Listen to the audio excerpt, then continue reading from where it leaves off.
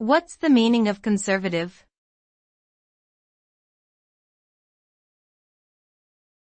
Conservative.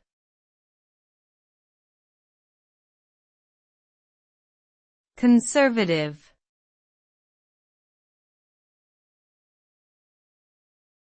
Conservative.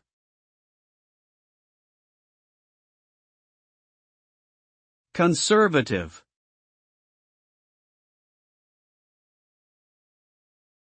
The term conservative refers to a political philosophy or ideology that emphasizes traditional values, limited government intervention, and the preservation of established institutions and practices. It generally opposes radical changes or reforms and favors gradual change instead. Conservatives believe in individual freedom and responsibility, a strong national defense, and a free market economy. They tend to support lower taxes, reduced government spending, and less regulation of businesses. The conservative movement has been influential in many countries, including the United States, the United Kingdom, and Canada.